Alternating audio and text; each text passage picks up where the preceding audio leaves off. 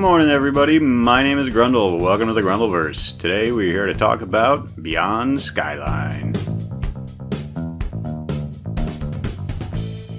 Back in 2010, the alien invasion movie Skyline bypassed a lot of people. Personally, I thought it was a surprisingly fun watch and was always disappointing that its ending, which set up the premise for an interesting sequel, would never get a payoff. Fast forward to late 2017 and Beyond Skyline is released, largely on video on demand and streaming services including Netflix. While I was excited to see the series continue, I was concerned that given the lack of the popularity of the original and the time gap between the two, I was concerned it was just going to be a sequel in name only, and ignore the twist cliffhanger we were given at the end of the first one. What I got was not only a continuation of the story, but a surprisingly solid one at that. Without going into spoilers, the very broad stroke setup is a large-scale alien abduction with huge spacecraft appearing over major cities that beam people up en masse. Where the first movie was spent almost entirely centered around a group of people on the ground trying to survive, this one takes that approach for a brief period at the start and then quickly evolves into something completely different. Our party of main characters soon find themselves aboard the alien craft, and the story progresses from there as they struggle to find a way off the ship, leading to a surprising midpoint shift that I won't spoil here, but I really didn't see coming. As far as plots go, I'm not going to pretend this is high theater, but it's not dumb.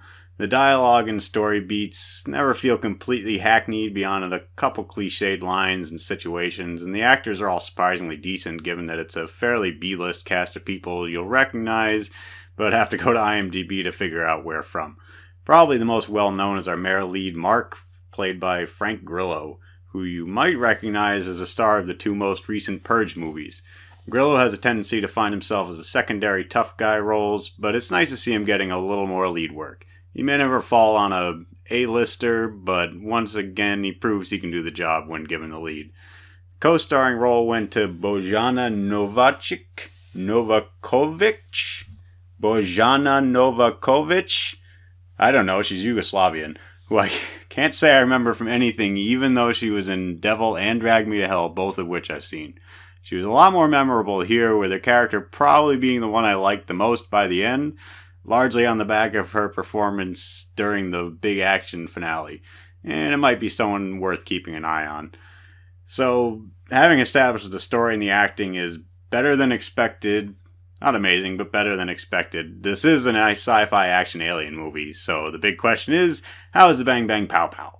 While I'll admit that the first film did not shy away from showing aliens with huge stomper-type behemoths roaming the city, this one is really all about giving you an up-and-close experience with the monsters themselves.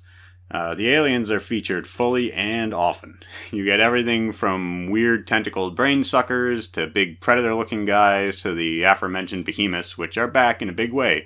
Get it? Big? Because behemoths are... Never mind.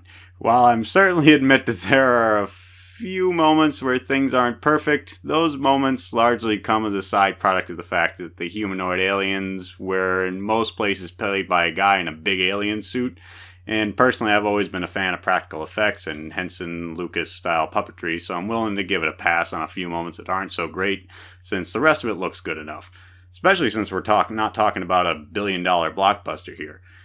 Overall, I'd highly recommend Beyond Skyline to anyone who's looking for a fun alien action movie. Now, don't get me wrong, the dialogue isn't amazing and the plot isn't anything new. If you look at Metacritic, you're seeing a lot of people bashing on it. I honestly don't know what those people expected this to be, but for me, this is everything I wanted it to be and more. If you legitimately liked the first one, I'd say you can watch this one without fear of being disappointed. If you haven't seen the first one, don't feel like you have to. I liked it, but while it does incorporate the twist from Skyline's ending, it's not done in any way that would be confusing to newcomers.